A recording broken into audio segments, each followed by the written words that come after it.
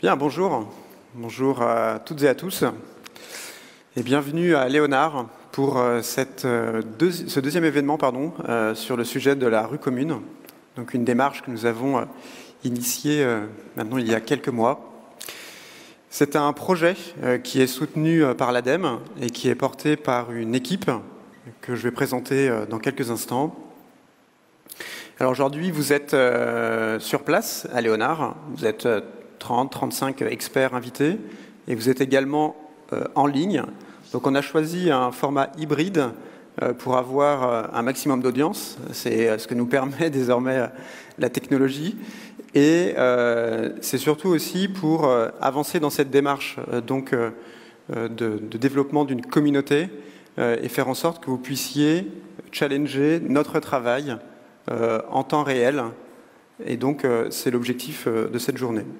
Donc, je m'appelle Étienne Bourdet, moi je porte le projet pour Léonard. Léonard, c'est la plateforme d'innovation et de prospective du groupe Vinci. Et je suis avec donc deux partenaires. La rue commune, c'est avant toute chose une équipe, un groupement.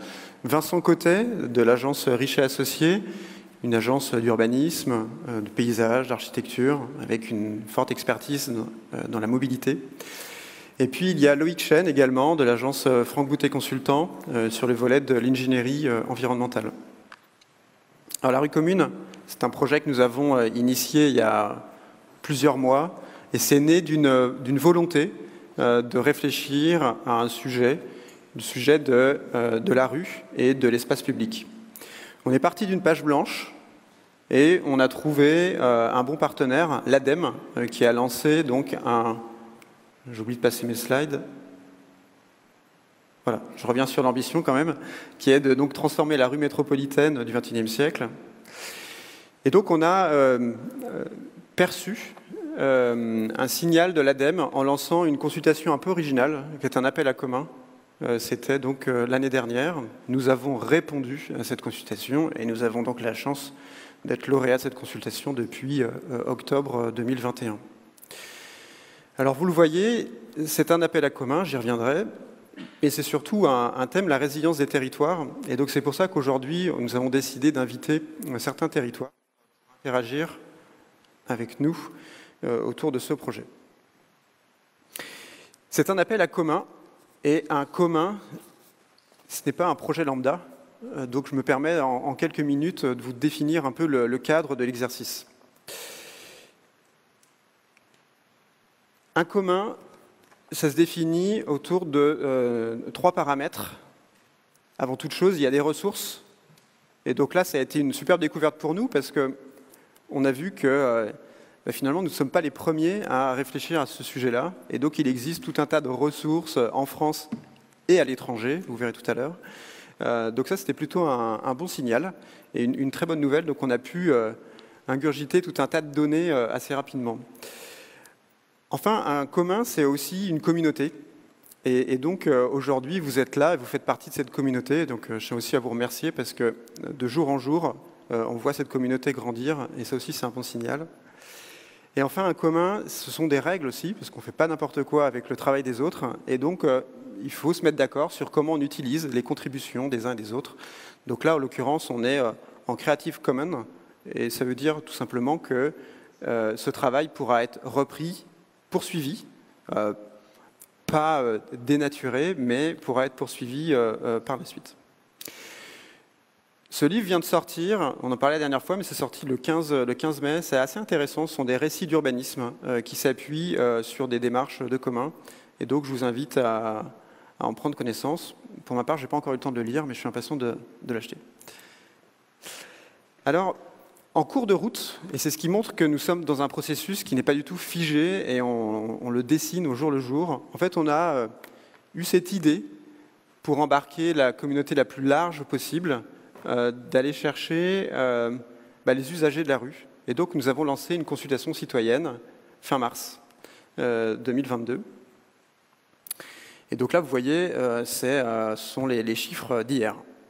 Donc, en 2 mois, on a donc plus de 16 000 participants.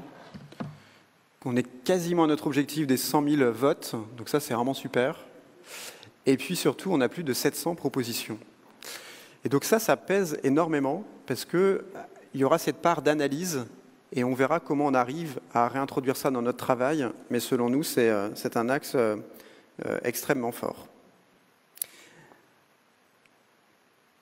Le sommaire de notre échange, en 4 points. Je vais vous donner la parole dans quelques instants pour préciser c'est quoi la rue commune et qu'est-ce qu'on fait concrètement. Enfin, nous aurons donc une présentation de John Pritchard de l'ITF. Et vous verrez un travail super intéressant et récent. Enfin, nous donnerons la parole à 2 territoires, Paris, Rouen, pour essayer de comprendre finalement quelles sont les initiatives et comment on peut rebondir par rapport à ce regard international. Et enfin, Vincent Cotet vous montrera un avancement de notre travail et les directions que nous sommes en train de prendre. Alors, avant de vous donner la parole, on a une petite animation, ça dure 50 secondes, et donc ça synthétise notre démarche. Et je la lance tout de suite. Voilà. C'est juste au cas où si j'ai oublié quelque chose, normalement, toutes les informations se trouvent dans cette vidéo. Les villes ne sont plus adaptées pour faire face au changement climatique et favorisent trop la voiture au détriment des autres usages. Les métropoles doivent aujourd'hui évoluer. Par ailleurs, la crise sanitaire liée au Covid-19 a agi comme un révélateur et accéléré une prise de conscience collective. Face à un sujet qui nous touche tous au quotidien, ensemble, devenez acteurs. Comment pouvons-nous vivre mieux et ensemble en ville? Comment pouvons-nous transformer nos rues afin de nous déplacer autrement, en fonction de nos besoins? Comment faire de nos rues un lieu de vie et de sociabilité, mais aussi réintroduire plus de nature en ville? Pour réfléchir à ces défis, rejoignez la dynamique de la rue commune pour inventer ensemble les conditions du changement. Débat d'idées, ateliers, micro-trottoirs, participez à l'aventure de la rue commune.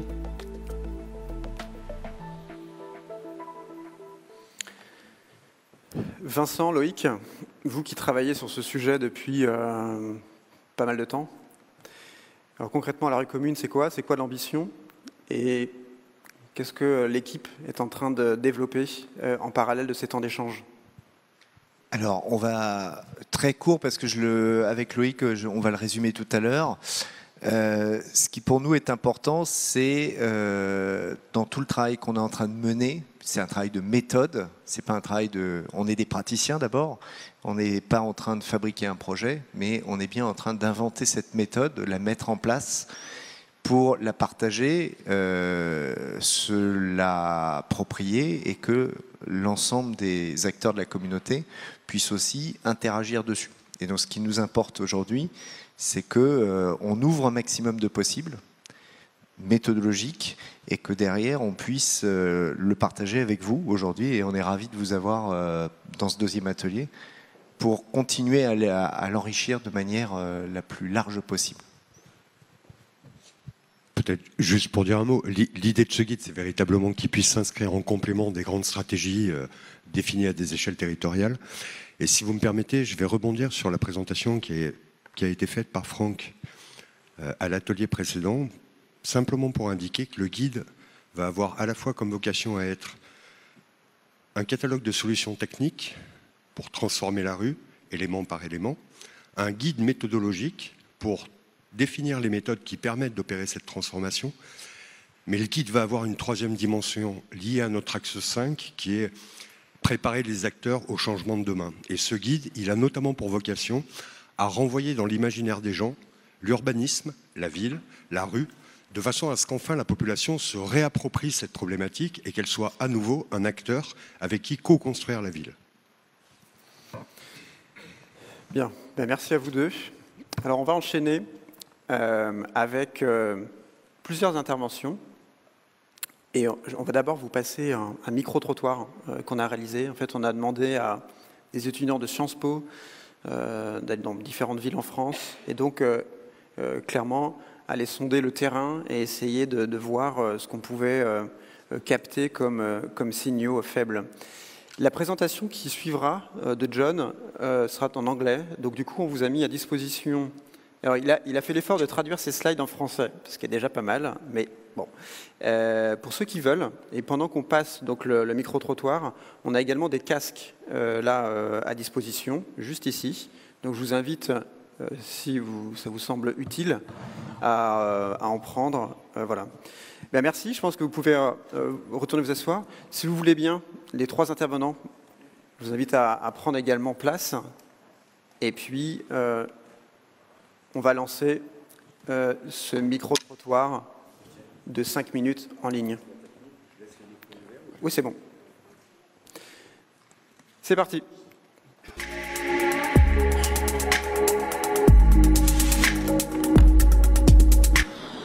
Accentué par une accélération du rythme de vie et une multiplication des challenges, le contexte dans lequel évoluent les villes devient de plus en plus compliqué.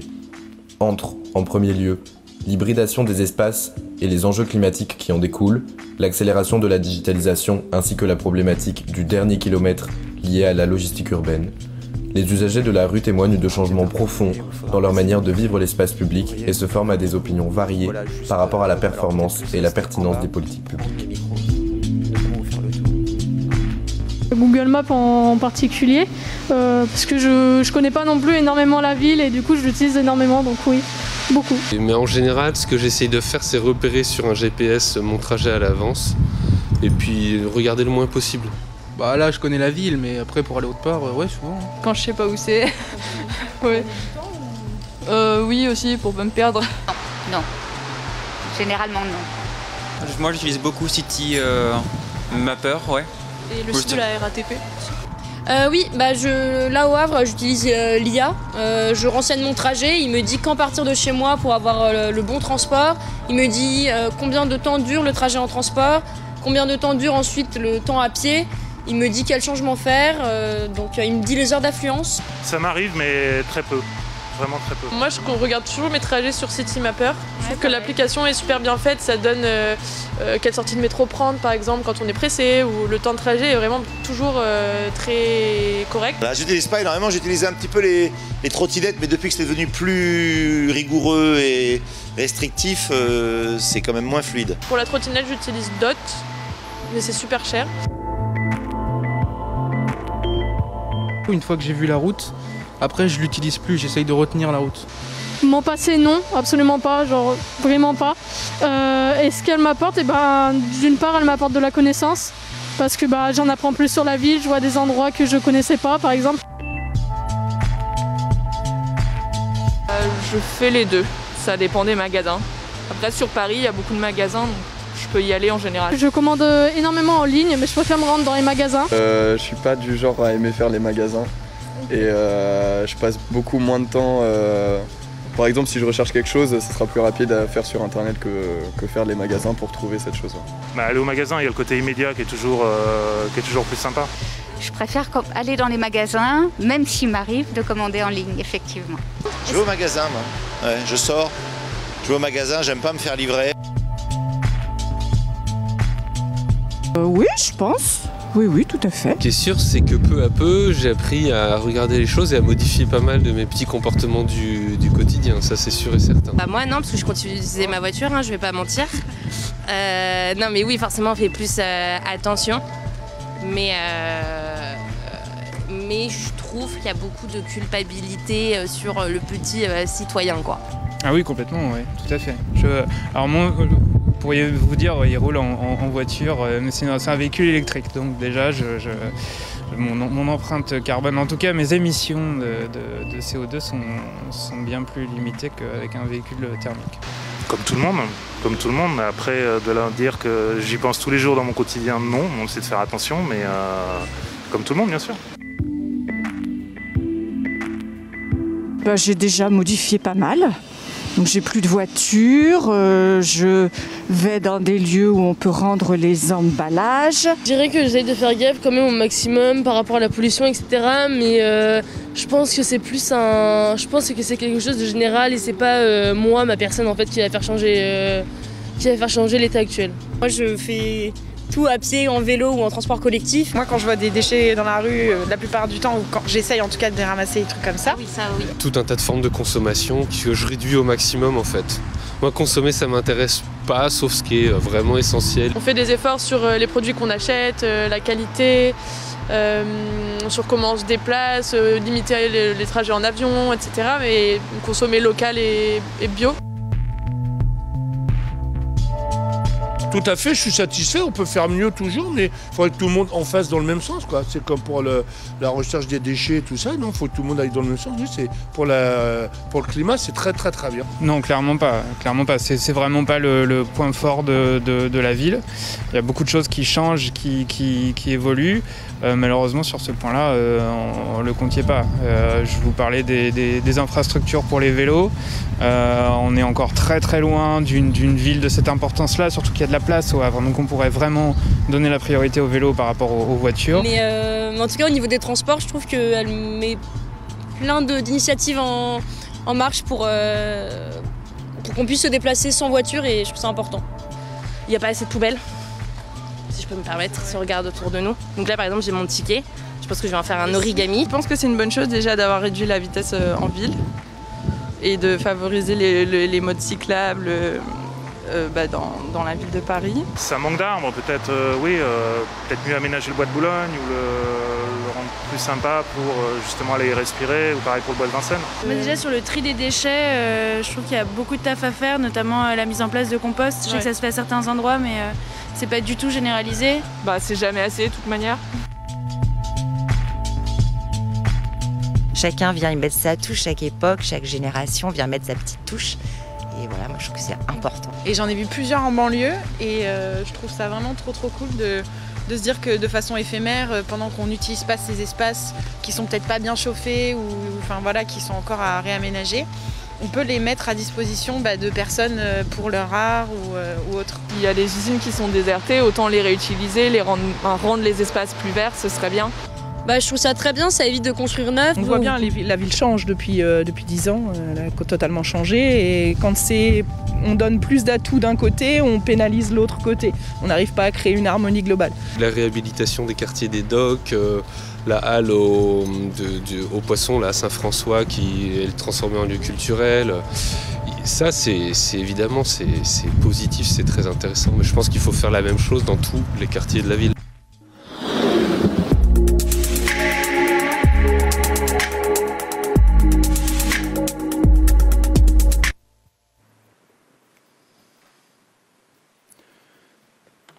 Bien, mais j'espère que c'est une bonne source d'inspiration pour avancer dans nos échanges.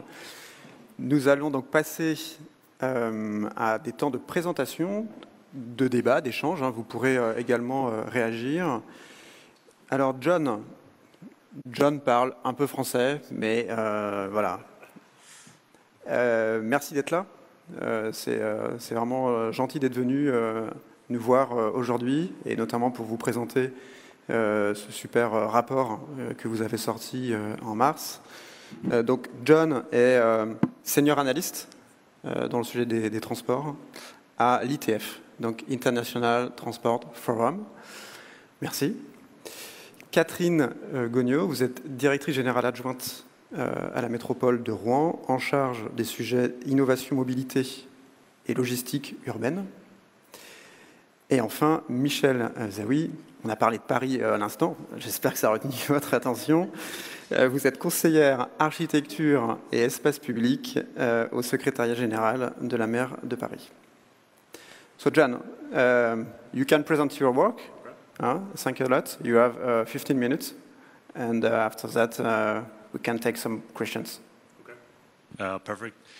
Bonjour à tous. Je suis très heureux d'être ici avec vous. J'ai parlé en anglais parce que mon français c'est pas bon. So I'm here today to talk about this recent report that we did at the International Transport Forum on reallocating street space for better cities. And what we did in this report was that we investigated the rationale for street space allocation and use, which I think is really important to think about these two things as separate, because one thing is how you allocate the space and the other way is how the space is actually used. And we believe that it is really, if we don't look at how we allocate our space in our cities, if we don't look at how the space is used, we won't have just and fair outcomes in our city. Because at the end of the day, you know, our road space and our street space is really a contested space, right? We have lots of different uses that people may want to use it for. It's scarce, so there's always this inherent tension there of what is going to be given to what and who's going to be given fair space to use this space. And it's really, really important because if you think about our cities, so much of our public space is the streets. And this tension is really made a lot worse because so much of the space is really thought about as a way of how can you get vehicles to move through and not really about how you get people to use this space.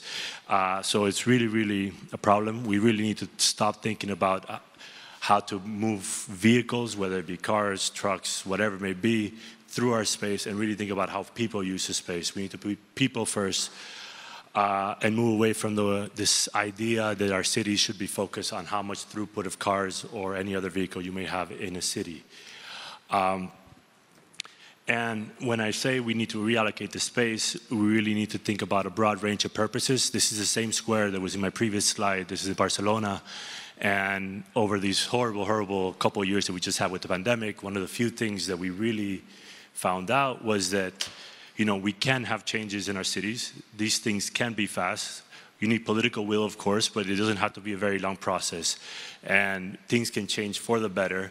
And this reallocation of space is not just for other transport modes, but it's also for other types of modes, because we always have to consider all of our citizens when we're thinking about how we allocate the space in our city.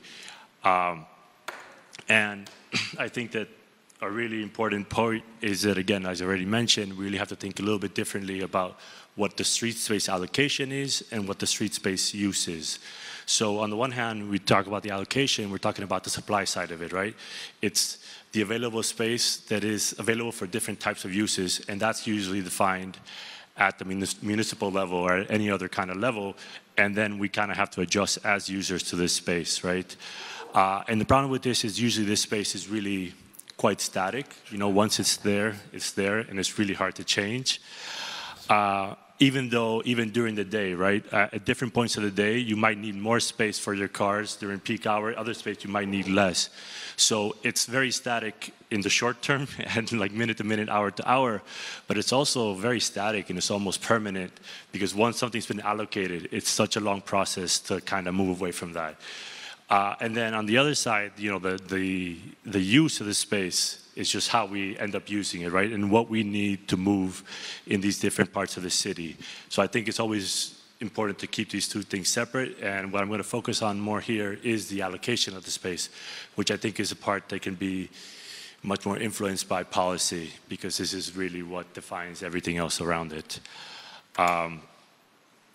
So what we're recommending here in our report is that we really have to get meaningful indicators of how the space is used. Because if we don't measure how the space is being used, we don't account for it, right? So it's kind of, for the policymakers, for everything, it's kind of blind because you don't really know what is there.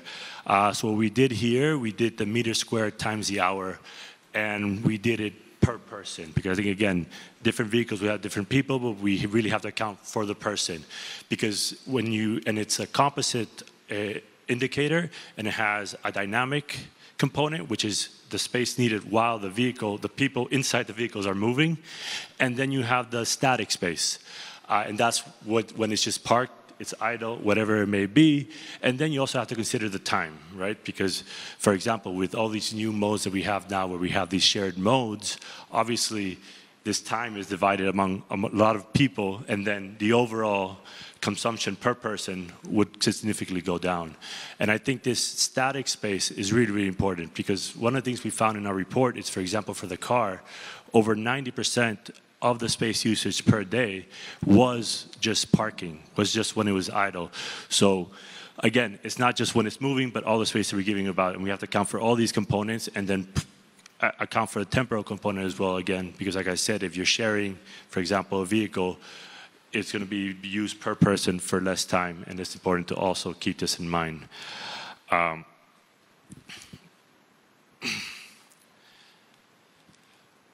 And as I already, again, attributed, another big thing that we found, and was one of our recommendations, is that we really have to reallocate our space for different users and different uses. So much of our space right now, as I said, is already for the car, for other kinds of vehicle. And if we open it up to other users, to other uses, all these sort of things, it's really going to be much more beneficial for the livelihood of our cities. And when I say we want different uses, we really, I mean, a lot more different vehicles. We have a lot of emerging kind of mobility options in our cities. And in our study, which was an agent-based, we had a little model, and we were just kind of modeling this. We accounted for 6 different types of vehicle types, which you can see here. But even especially in the micromobility, we accounted for a large number of different kinds of vehicles because they do require different amounts of space. And again, this was a modeling exercise. So what we could do first when we in this agent-based model was that we looked at what kind of trips were being made and which could be perhaps transferred over to other kinds of modes, and what would be the impact of that, because obviously not everyone can travel by all kinds of modes, and that's also important to keep in mind, that we really do need to, it's not get rid of the car, because there will be certain cases and certain people that do need a car or may not be able to bike or may not be able to walk, so we really have to think about everyone and really make our systems as inclusive as possible. And we're talking about all these new types of modes. We're talking about sharing the space. We're talking about reallocating the space. It was really important for us to have indicative urban traffic environments. So we kind of defined in our model for this medium-sized European city these different types of roads and road space at different speeds, and then depending on the speeds of these different types of roads and the size of these roads, different sorts of vehicles could travel through it. And I think this is an important component because we want to make this safe. If we're allocating space, especially if we do it dynamically, when you have lots of different vehicles moving at different speeds, this is really, really a problem. And because of that, one of the key things that you can do, obviously, and it's something that as someone who lives here in Paris has already seen, is that if you lower the overall speeds, you really lower the risk of all these different issues. As I already again mentioned, I think we really have to give priority to people instead of vehicles. We have to change this way that we discuss our urban mobility in our cities and move it away from how many vehicles go through X road or say X intersection and really take it to the people, which is why again, we had this meter square per hour indicator, but we did it per person. And we looked at, again, the average rate that the car is occupying it, because still one person is taking a lot more space. You have buses, which obviously occupy a lot more space, but it also has a much higher number of people inside. And this has to be divided among all these people. And what we found, for example, again, as I said, is that the car occupies an enormous amount of space, more than anyone else. And we've been really focusing all of our cities for the small group of people who can have a car. And again, maybe a lot of adults may have it, but if you think about people who can't drive, you think about our teenagers and the way that they can become independent grown-ups, part of it is being able to move around our cities. So really, it's really completely out of whack, just how much space we are allocating to the car right now in a lot of our cities. One thing that we can be done is that we can think about certain like dynamic reallocation of the space. But again, this has to be quite limited from what we found in our study, because in order to make it safe, because you cannot have, for example, a highway cannot become a pedestrian road at a particular time, because that creates a problem. But again, if you have lower speeds in certain roads and you have a typology, certain ones can change, but it has to be limited, because not only because of the safety, but people also have to be able to predict what's going to happen. So there is some advantages to it, but if you do this, you really have to be really careful, because it's not going to solve all your problems, and it create a lot of other problems as well. So in our modeling exercises, we accounted for these two things. One, we looked at some limited dynamic reallocation of the space and reallocation of the space, but importantly, we included a lot more mobility options. So you could change from one mode to the other, and you could see how you could move around the city and what would be the impacts of this. And our findings were, in terms of the transport network performance, which we looked at how people were moving, how far they were moving, the accessibility they had, the space efficiency in the environment, we found that we could have a 12% increase in this efficiency of the transport use performance. If we included some reallocation of our space and we included all these new options that were safer and smaller, a lot of these new micromobility options, we could reduce by almost 20% the amount of space that's consumed for mobility in our cities. And that would account for a 5% reduction in CO2 emissions, which is important, and a 4% in particulate matter. And one thing that we did test as well, which I think also goes to show that we really need to have a wide range of options of how we look at this, was if we electrified the taxi fleet. We just looked at taxi fleet because we thought that was an easier thing to electrify rather than everyone's car. Like those emission reduction could be as high as almost 25%. So again, if you do multiple things, you can really have a lot of good impacts for how people live in the cities, how many people can move. It can have very positive environmental impacts as well. So I think that overall, again, if we make a more fair allocation of our use of the space, I think we make better cities. And again, I already touched on this, but if we do any sort of reallocation, we really have to have the safe system principles in place to make sure that it's safe for all the users. You have to avoid, in some cases, you need to have separate, complete separate use space. In other cases, you can share it.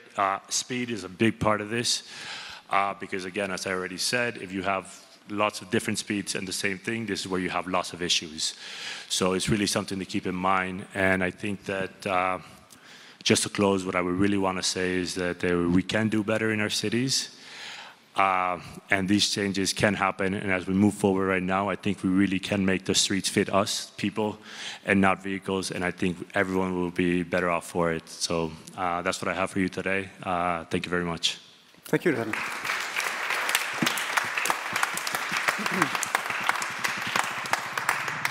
Thank you, John, for this inspiring presentation. And yeah, when we discovered your work 2 months ago, it was a positive shock for our team.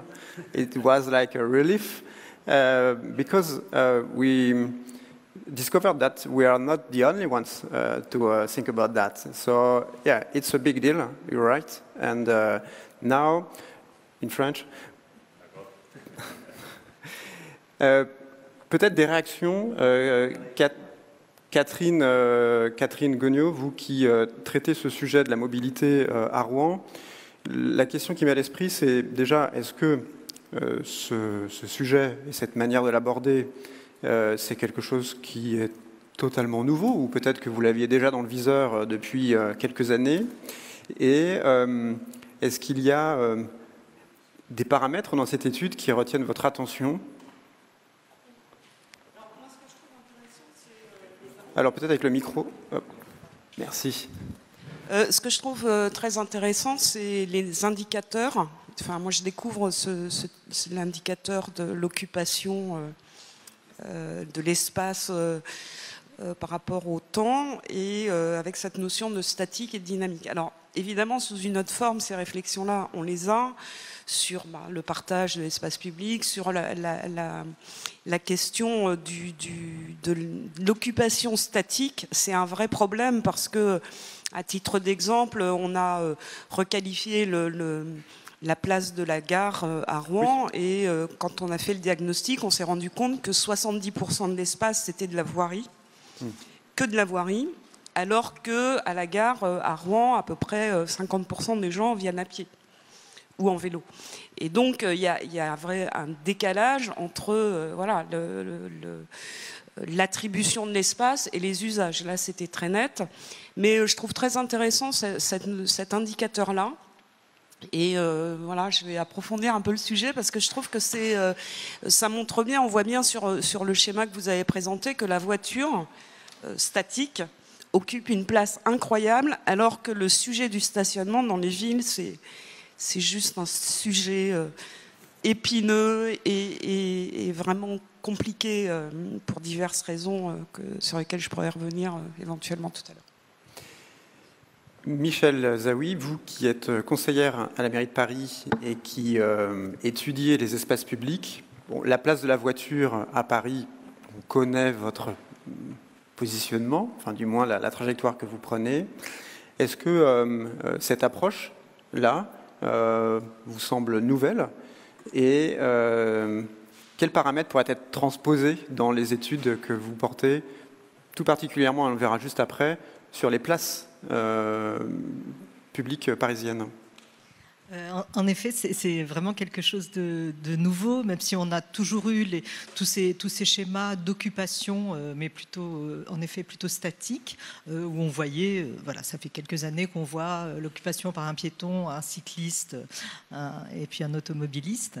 Donc, c'est en effet extrêmement intéressant. C'est vrai que nous, à Paris, on a ce sujet, on va dire, plutôt culturel. D'ailleurs, on l'entendait dans les micro-trottoirs, on entendait que finalement, les gens avec un peu de culpabilité, il y a encore quand même pas mal de gens qui prennent leur voiture à Paris avec culpabilité. On voit que c'est plutôt quand même un sujet culturel, et on voit aussi que par rapport aux mobilités partagées, c'est plutôt ça qui doit venir vraiment prendre le pas et offrir des solutions alternatives. C'est vraiment ça, parce que sinon, c'est vrai, en effet, on perçoit comme une méthode extrêmement violente de réduire la place de la voiture. Et en effet, nous, par exemple, sur le sujet des places, ce qu'on a constaté, c'est que l'espace public, le sol public, par défaut, était dédié partout à la voiture,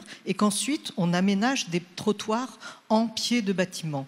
Et on a vraiment voulu changer de paradigme et inverser totalement cette tendance dans l'espace public qu'on a fait sur la dernière mandature, en se disant, en fait, la voiture, on va la conduire dans un ruban limité, calibré, donc les 3 mètres pour une voiture, 3,50 mètres pour un bus, les pompiers aussi, et on va venir mettre le minimum, vraiment faire circuler le minimum comme un ruban invité dans l'espace public.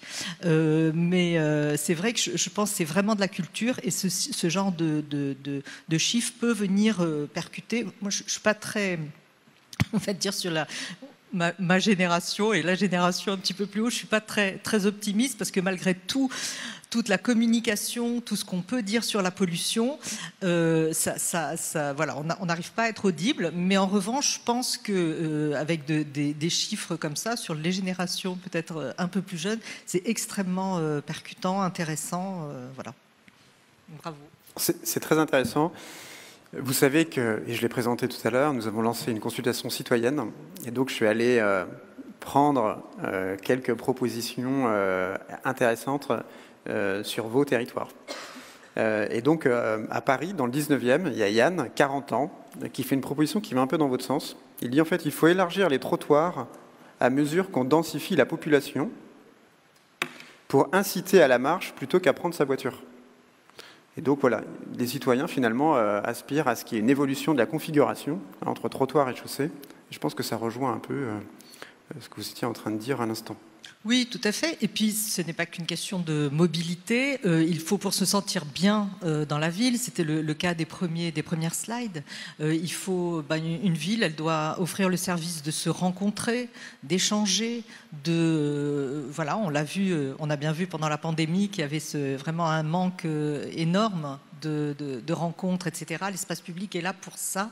L'espace public, il est là pour pouvoir recevoir nos grandes joies, nos grandes peines, nos colères, et voilà, et de la douceur et de la rencontre. Et donc, bien sûr, ça se mesure en termes d'espace, mais aussi justement de possibilités de rencontres, de croisements. Voilà. Donc, on est ravis que voilà, quelqu'un qui vit dans le même arrondissement que moi pense en effet aux élargissements. Alors j'ai extrait pour Rouen une autre proposition d'un citoyen, 46 ans, Frédéric. Il faut mettre des parkings extérieurs gratuits, parking dans le sens hors des centres, pour que les gens prennent les transports en commun. Donc là, il y a une incitation à forcer le système. Est-ce que ça vous semble être la solution? Alors, ça c'est le principe du rabattement, hein, c'est les fameux P plus R dont la terminologie déjà est assez incompréhensible. Alors on en a beaucoup, hein. On a à peu près 5 à 6 000 places dans des P plus R gratuits. gratuit si on prend les transports. Mais on a beaucoup de mal. Alors, il y a des endroits où ça marche plutôt bien, mais on a du mal à inciter les personnes à utiliser ça, parce que c'est tellement facile chez nous de se garer au centre-ville. De toute façon, alors c'est ce qu'on se tue un peu à dire à nos élus, mais bon, ça chemine, hein, ça va venir. Mais c'est-à-dire que si on n'articule pas les deux politiques de stationnement, c'est-à-dire la politique de stationnement en rabattement et la politique de stationnement, que ce soit sur voirie ou en ouvrage, dans la centralité, ça ne peut pas marcher. C'est-à-dire que tant qu'on peut le faire, même si ça coûte un peu plus cher, les gens vont au plus loin, au plus près, ils peuvent se garer devant leur bureau, ils peuvent se garer au pied d'un commerce, etc. Donc il y a le premier parking de rabattement qu'on a réalisé, c'est quand on a mis en place le réseau de bus à haut niveau de service. Donc c'était en 2000. Il s'est chargé petit à petit. Bon, là, on arrive... voilà, mais il faut mettre de la contrainte à l'intérieur. Mais la notion de contrainte, elle est tellement difficile à porter politiquement qu'il faut qu'on trouve un autre moyen d'y arriver. Et justement, pour réagir par rapport au micro-trottoir, ce que j'ai trouvé assez intéressant, parce que ça confirme ce que je pense est la réalité, c'est qu'au plan collectif, tout le monde est conscient qu'il y a une urgence, on va dire, pour prendre un terme un peu consacré, mais après c'est au plan individuel, entre ceux qui pensent que c'est au service public de tout faire, enfin, ou aux élus de prendre des décisions, voilà. Mais quand on met de la contrainte, les gens ne sont pas très contents. Et entre ceux qui, à titre individuel, ont du mal, enfin voilà, se disent qu'ils ont toujours une bonne raison de prendre leur voiture parce que voilà, faut faire ci et ça. Et donc je pense que maintenant, ce qu'il faut qu'on arrive à faire, c'est vraiment travailler sur les changements de comportement. Et donc ça, c'est du travail de longue haleine. Et c'est presque un travail individuel, enfin c'est presque, enfin j'aime pas le terme, mais du coaching, quoi. Enfin voilà. Et donc nous, on vient d'ouvrir un Living Lab en mobilité à Rouen, et une des finalités, c'est effectivement de travailler au plus près avec les citoyens pour réfléchir à leur comportement et les faire accéder à d'autres choses, que ce soit pour se déplacer, mais aussi sur la consommation, avec toutes les problématiques de livraison, le e-commerce, etc. Donc il y a du travail. Voilà. Alors, sachez que dans la consultation citoyenne, puisqu'on a commencé à analyser les résultats, il y a un quart des propositions qui portent sur les sujets de la place de la voiture dans l'espace public, alors que notre énoncé n'en parlait pas du tout. Donc voilà, ce sont les premières tendances. Peut-être, Vincent, est-ce que tu as, toi, une remarque, un ressenti par rapport à cette étude qui a été présentée? Est-ce qu'il y a quelque chose qui t'interpelle? Alors, déjà, félicitations, parce que l'approche est positive. On a un vocabulaire, nous, tous ensemble, très négatif quand on aborde la question de la voiture. Là, il y a une façon d'aborder qui nous permet de voir un peu plus loin. La deuxième chose que je trouve très intéressant, c'est que on voit que la voiture, plus la ville est dense, et en effet, c'est ce que vous venez de dire, moins on en a besoin. Et en fait, mentalement, c'est vraiment un changement mental du citadin d'imaginer que parce qu'il y a beaucoup de monde, on va enlever des voitures. Donc déjà, c'est une inversion complètement de la chose. Et ça, aujourd'hui, il n'y a personne... voilà, on est tous à faire ce coaching, à expliquer, parce qu'on a besoin de plus de place, plus de vide, au détriment, finalement, d'un confort individuel. Et ça, votre étude le raconte bien avec cette idée du statique et du dynamique. Mais il y a encore un vocabulaire à inventer pour que le citoyen se l'approprie. Et c'est le but de ce guide. Je pense qu'il faut qu'on aille vers une vulgarisation encore plus puissante de ce que vous proposez. Ce que je vous propose, c'est revenir sur vos territoires. En 5-10 minutes, vous êtes venus avec quelques images. Et donc, je vous propose qu'on les passe, que vous les commentiez, que vous expliquiez là où vous en êtes, quelles sont vos initiatives. Et puis, derrière, on pourra prendre quelques questions. Donc, n'hésitez pas à les noter. Bon, alors en 5 minutes, je vais faire vite. Bon, mes slides sont moches, mais bon, c'est le fond qui compte. Là. D'accord. Alors, juste pour situer à quel moment on s'est vraiment penché sur cette question de l'espace public, c'est relativement récent, ça date de 2015, avant on était une agglomération, en 2015 on est devenu une métropole, et ce qui a été le déclic, c'est que la compétence voirie a été transférée des communes à la métropole, et donc ça nous a donné des leviers supplémentaires qu'on n'avait pas jusqu'à maintenant. Et donc on travaillait sur la mobilité, mais sans l'espace public, voilà, il manquait un truc. Et donc à partir de ce moment-là, on s'est dit, super, voilà, on va utiliser ce levier-là. Et on a commencé à travailler sur les sujets de marchabilité, etc. Et dans le même temps, il y avait un projet de requalification du centre historique de Rouen, dans lequel on a mis beaucoup d'argent. Alors bon, la ville est belle, mais comme le dit, j'aime bien rappeler cette expression de Sonia Lavadino, que sans doute certains d'entre vous connaissent, c'est qu'en fait, on remaquille toujours le même top modèle. C'est-à-dire que on revient toujours refaire ce qui a déjà été fait il y a 20 ans, etc. Et tout ce qui est à la périphérie de cet hypercentre historique, on n'y pense pas, quoi. Et l'autre sujet, c'est que chaque fois qu'on fait une requalification de l'espace public, on pense d'abord à la voiture. Qu'est-ce qu'on va faire de la voiture? Et surtout, il faut lui laisser une place. Et l'argument, c'est souvent les commerçants, s'il n'y a pas de voiture, no parking égale no business, etc. On en est toujours à cette rhétorique presque des années 60, en fait. Et on a du mal à passer.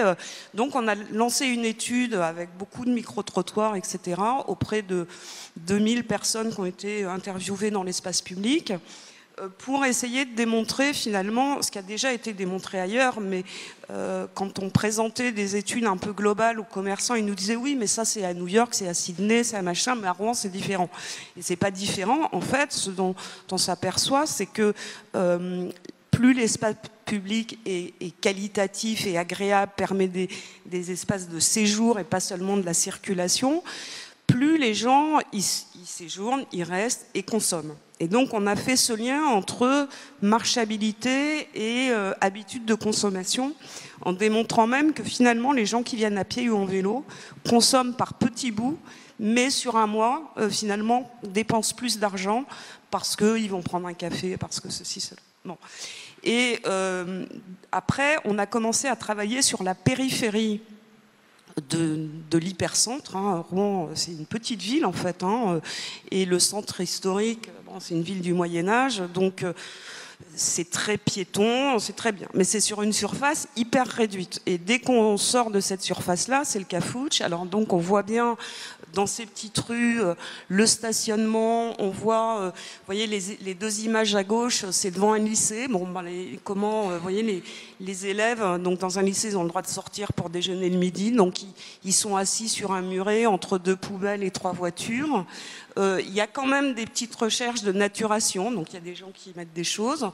Et puis on a un gros sujet sur la livraison auquel on commence à s'attaquer. Je vais essayer d'aller plus vite, mais voilà. Donc on a, à partir de cette étude, on a construit un peu une stratégie en se disant bon voilà, il faut inverser ce qui est donc représenté par ce schéma, faciliter la pratique du vélo et y aller progressivement en commençant par modérer et apaiser les quartiers. En généralisant les zones 30, voire les zones de rencontre, en essayant de s'appuyant quand même un peu sur de la réglementation ou en tout cas sur des recommandations. Et puis dans la phase, je dirais, ultime, celle qu'on cherche, c'est vraiment limiter la circulation et surtout les circulations de transit. Et là, on a fait 3 propositions à nos élus. Donc la première, bon, c'est la zone à faible émission, donc c'est pour moi, de mon point de vue, la pire des solutions, enfin, je veux dire, complètement antidémocratique et qui ne agit pas du tout sur la place de la voiture. Bon. Donc maintenant, on a des grosses voitures soi-disant propres, mais tous ceux qui ont des petites voitures soi-disant sales ne viennent plus dans le centre-ville. Donc voilà, on a mis en place parce qu'on était obligés, mais moi, j'avais plutôt défendu le principe de la zone à trafic limité, comme ça a été fait en Italie, et que je trouve plus efficace. Et puis dans la phase ultime, c'est ce qu'on a appelé les super manzanas. Donc très clairement, on s'est appuyé sur ce qui se fait à Barcelone. Et on a développé ça à partir de 2 appels à projets auxquels on a répondu. Un premier appel à projet en 2016 qui s'appelait Ville respirable en 5 ans, où on a proposé de développer ce principe de manzana dans un îlot, un quartier de 400 mètres sur 400 mètres à peu près. Et dans un deuxième appel à projet lancé par l'État en 2017 qui s'appelait Territoire d'innovation, où là on a proposé un projet tourné sur les sujets de la mobilité, en mettant à la fois de la technologie, parce qu'il y avait aussi du MaaS, du véhicule autonome, etc., mais aussi en gardant ce levier de l'espace public. Et donc là, on a recherché sur l'ensemble du territoire les zones à enjeu où on pouvait développer ce type de manzana. Donc la manzana, en fait, c'est vraiment redonner l'ensemble de l'espace public aux habitants, aux usagers, pour y développer des usages de la ludification, etc., de la sociabilisation, avec un système circulatoire qui permet quand même à la ville de fonctionner, parce que bon, il y a quand même des choses qui doivent se réaliser dans la ville. Et donc on a appliqué une méthodologie dans ce quartier-là, où on a fait un relevé des usages existants et des usages souhaités par les habitants. Donc on a fait une grande consultation avec des cafés ambulants, etc., où les gens sont venus un peu comme sur le micro-trottoir ou sur l'enquête que vous avez lancée, essayer de voir quels étaient leurs besoins, leurs envies, ce qui fonctionnait, ce qui ne fonctionnait pas. Et on a donc travaillé sur une méthodologie en mettant en avant le principe, enfin l'utilisation de l'urbanisme tactique, qui permet de faire un peu de l'acupuncture urbaine, c'est-à-dire d'intervenir par petites touches et non pas d'être dans une démarche radicale où on arrive et on dit du jour au lendemain, bon, messieurs, mesdames, c'est fini, votre voiture, elle n'est plus devant chez vous. Mais la finalité, c'est bien, comme je le disais l'autre jour quand on a discuté, de couper le cordon ombilical avec la voiture, qui est aujourd'hui, c'est un espace de réflexe dans les villes de province. Hein. À Paris, c'est moins vrai, mais la voiture, elle est devant son portail. Pourquoi s'enquiquiner, aller chercher le bus ou prendre son vélo, ou etc., etc. Donc, mais cette démarche-là, elle doit vraiment se faire avec les citoyens, et donc voilà, on a mis en place un peu ce guide méthodologique pour travailler dans ce sens-là. En même temps, c'est du long terme. Donc tout ça, c'était, je sais pas, non, je crois que j'ai fini là. Depuis, alors j'ai pas de photo de ce qui a été réalisé, puisque pour l'instant, on en est toujours à discuter de comment on fait. Et en 2000, juste avant les dernières municipales, 2019, enfin voilà, dans ces... Bon, la mairie a dit, bon, maintenant on arrête parce que bon, c'est la campagne, on va pas, les gens leur dire que bientôt ils pourront plus stationner devant chez eux, qu'il faudra qu'ils mettent leur voiture à côté, etc. Donc on arrête tout, changement d'exécutif. Bon, là, on a depuis 2 ans essayé de faire en sorte que les nouveaux élus se réapproprient la démarche. Donc là, ça y est, on a un peu le déclic. On a vu d'ailleurs nos élus pas plus tard qu'il y a 10 jours pour revenir sur le truc. Et donc, ils ont dit oui, c'est intéressant, il faut y aller. Mais effectivement, c'est du travail de longue haleine. Voilà. Merci Catherine Gognaud.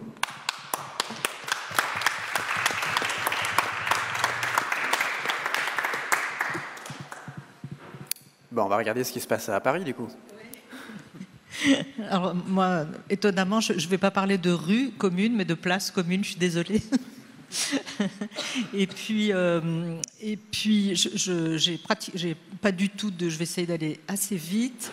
J'ai pas du tout de schéma, ni de graphique. J'ai la chair de projet, vraiment les photos voilà, de ce qu'on a fait. Et ce que je voulais dire, c'est que quand on lutte en effet contre la pollution et qu'on veut que les personnes voilà, peu à peu prennent l'habitude d'abandonner leur voiture, de choisir un autre mode de transport, il faut absolument que l'espace qui vient à la place, qui vient remplacer l'espace de voirie, soit vraiment signifiant, qu'il offre quelque chose, que les personnes ne se disent pas on a ce problème à Paris, c'est vraiment vraiment du car bashing, c'est vraiment, on en veut aux automobilistes. Il faut vraiment que ce qu'on remplace, ce qu'on offre à la place soit vraiment plutôt plébiscité par les habitants. C'est ce qu'a voulu la maire de Paris quand on a lancé cette transformation des 7 places, c'était de ne pas faire de concours d'architecture et d'élaborer le programme avec les habitants. Et vous allez le voir, même,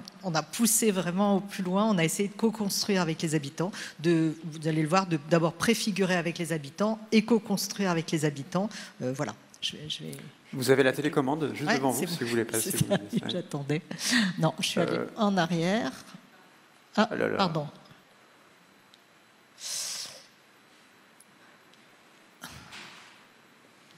Alors, un instant, on va régler ça. Je suis revenue au départ. Non, mais alors, patientez juste un instant. D'accord. Je pense qu'on a dû changer de document. Donc, on va réafficher. Voilà. Super. Alors, voilà.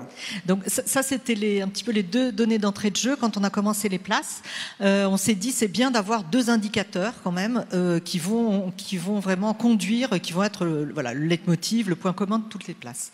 Donc d'abord on s'est dit, à Paris on a beaucoup d'axes et puis de rues, de voies qui traversent les places où on est obligé de traverser en 2 temps la chaussée. Donc il y a un refuge, c'est cette petite partie de trottoir qui est là, et ça c'est vraiment on trouvait un langage très autoroutier, très de périphérie de ville, et on s'est dit que même pour les personnes âgées, etc., un petit peu fragiles, c'était très important de pouvoir traverser en une fois la chaussée. C'était vraiment ça, un centre-ville, pouvoir se déplacer de façon habile. Donc on s'est dit, on va essayer d'éviter ça, et pour éviter ça, on a calibré toutes les voies sur les places à 12 mètres, et vous verrez que comme toute bonne norme, on a dû déroger, et c'est très intéressant, on le verra après. Et quand on a fait cet exercice de se dire justement, il y a ce fameux ruban de 12 mètres uniquement qui va traverser les places et pas plus, on a fait un calcul. On était encore en phase programme. On a fait un calcul et vous le voyez, donc toutes les parties jaunes foncées, c'est ce qu'on a pu gagner comme espace piéton. Et là, on s'est rendu compte, on a fait un calcul, on a vu qu'on augmentait de 50% l'espace dédié aux piétons et aux mobilités douces. Donc on s'est dit, voilà, ça va être nos 2 indicateurs sur toutes les places, 12 mètres et plus 50%. Oh, pardon, excusez-moi. Hop. Voilà. Donc on a commencé, ça c'était le lancement. Évidemment, nous sommes une ville, on est maître d'ouvrage et les services techniques doivent être à la pointe. C'est eux qui vont donner la cadence, qui vont mettre en œuvre, etc. Donc on a fait un grand séminaire pour une acculturation commune. On a invité, vous le voyez là, tous les partenaires institutionnels, RATP, SNCF, etc. Bien entendu, tous les partenaires de l'État, les ABF. Voilà, vous voyez même Sonia Lavadino là, et des experts. Et on a fait vraiment toute une journée de brassage, de culture, d'approche sur qu'est-ce que pouvaient devenir ces places. Voilà. Et la maire a conclu avec un petit peu ces consignes d'espace commun. Ça tombe bien, on est sur la rue commune. Elle nous a demandé, c'était en 2014, tout de suite de penser commun plutôt que public et de faire confiance aux habitants. Ensuite, on a la deuxième phase, c'est qu'on a lancé, vous voyez, une consultation en ligne. C'était un petit peu archaïque, en haut à gauche. Ça s'appelait Madame la maire, j'ai une idée. Et comme vous, les gens ont donné toutes leurs idées. Voilà, on n'a pas le temps, on a eu tout un bilan. Et puis on a commencé à, comme tout le monde le fait, je pense que Catherine en a parlé aussi, on a tous les mêmes méthodes. En haut à gauche, vous voyez les marches. Donc on a fait des marches avec des femmes, là c'était patrimonial.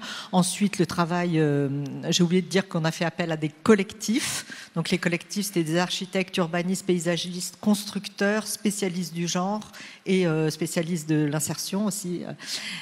Donc la méthode avec les post-it, vous connaissez très bien.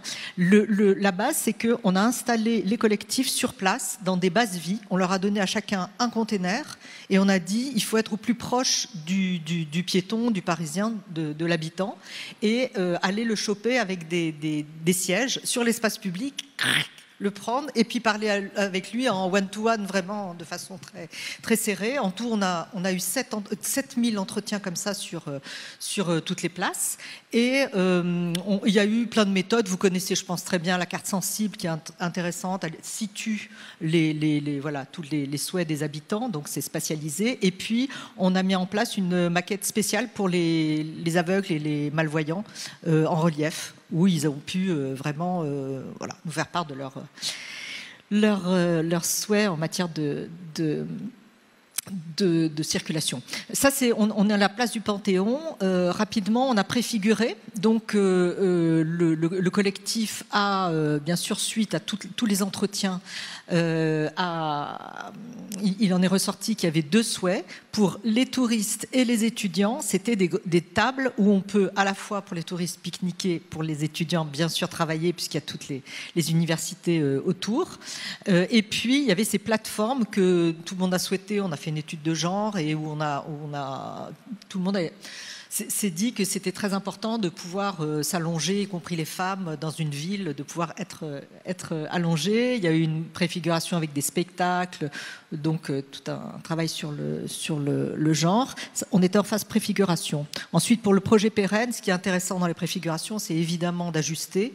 Donc, par exemple, sur la grande table, on s'était rendu compte que les fauteuils de PMR n'arrivaient pas à bien se placer, donc on a refabriqué les tables pour permettre ça. On s'est rendu compte aussi dans les plateaux qu'il y avait des rétentions d'eau, etc. Donc on a ajusté le projet suite à la préfiguration.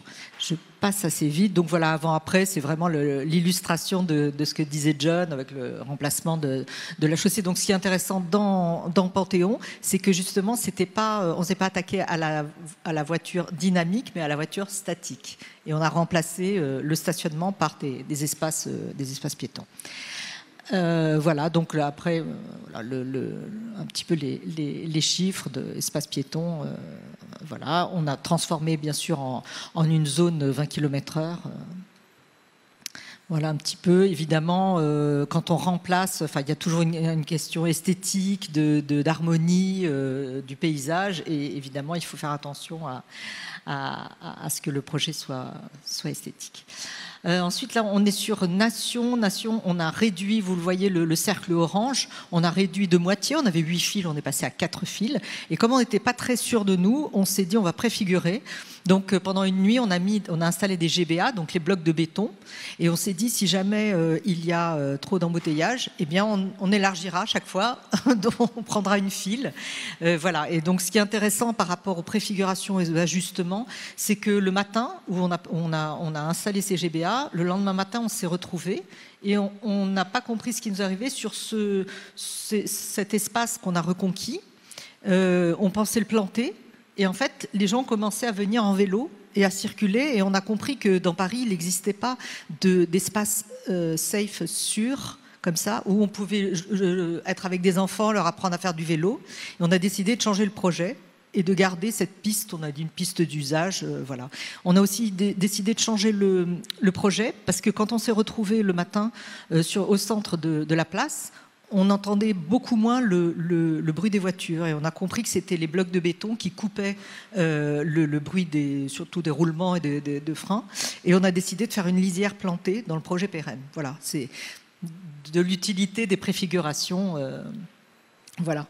Alors après, quand je disais l'engagement des citoyens et des Parisiens, on s'est dit que dans le projet pérenne, on allait essayer on a fait une demolition party, on a été très, très, très étonnés parce que les gens tapaient avec une telle hargne qu'on se disait qu'il y avait quelque chose qui venait vraiment combler leur souhait. Il y avait un truc, parce que vous voyez, c'était extrêmement difficile, franchement, avec une pioche comme ça, de démolir, foutre en l'air de l'enrobé, c'est quand même de l'asphalte là, c'est très compliqué. Et puis donc on a proposé des après-midi, ils cassaient pendant 1 heure et ils plantaient pendant 2 heures. Donc vous le voyez, et à la fin, c'est pas grand-chose. On a fait tout le tour, c'est juste ce trottoir, vous le voyez, qui a été remplacé en bas à droite. À la fin donc de ce projet de la place de la Nation, c'est important de voir justement tous les usages. Sur les sols, là-haut, c'est important aussi quand on On intervient sur la mobilité, que les passages piétons soient extrêmement mis en valeur. On a essayé de les élargir, on n'a pas le droit parce que les chiens d'aveugles en fait se repèrent à la droite. Donc en fait on a fait ce motif pour avoir place de la Nation vraiment des immenses traversées mais compatibles. Vous voyez le fil d'Ariane pour les malvoyants, hein, maintenant c'est assez connu, qui est en granit. Et pour la zone de rencontre en haut à droite, on a fait appel à un artiste,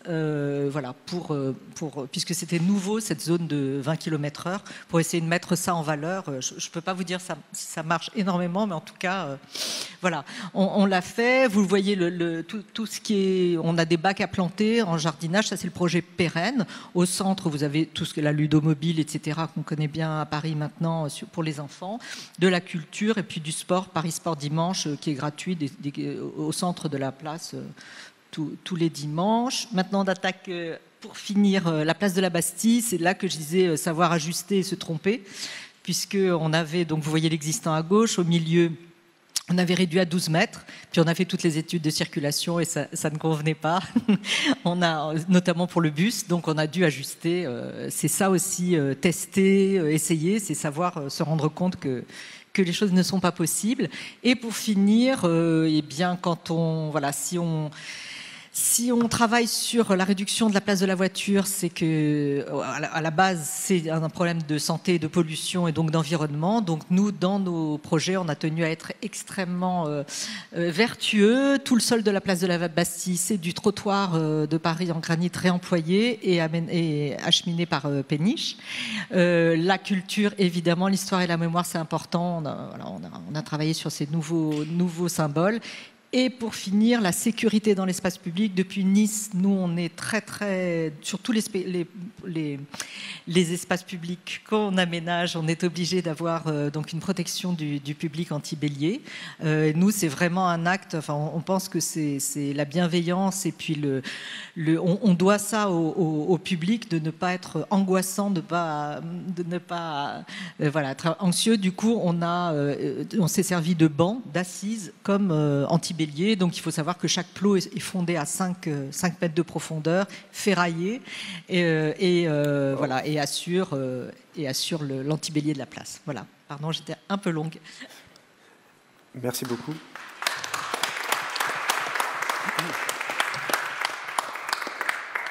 Alors, vous pouvez préparer vos questions en ligne également. Hein. Vous pouvez poser des questions et je les récupérerai moi sur une tablette.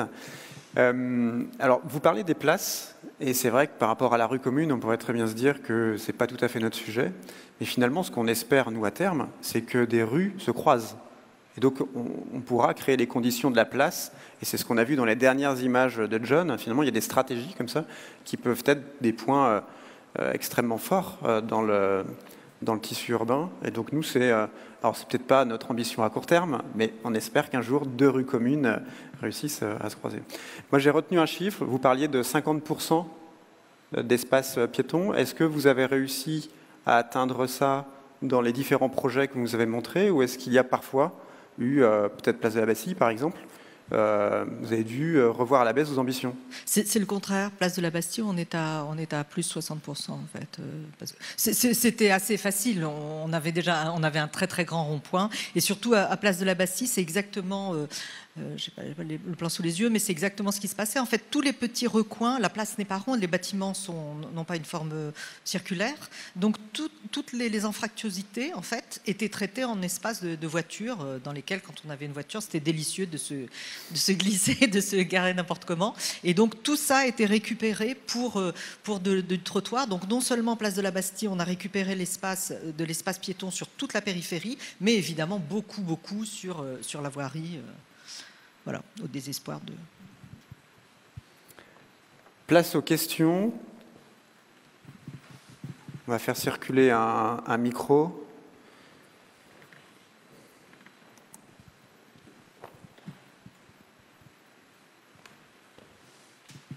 Alors, vous pouvez poser des questions également à John.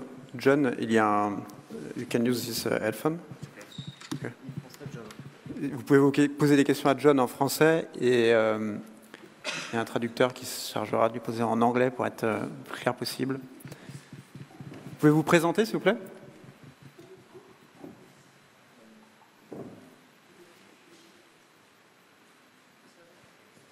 C'est comme les feux, il faut qu'ils soient verts. Merci beaucoup. Catherine Pilon, je suis la secrétaire générale du Club des villes et territoires cyclables et marchables, qui est une association de collectivités qui fédère presque 300 collectivités en France, dont Rouen, dont Paris.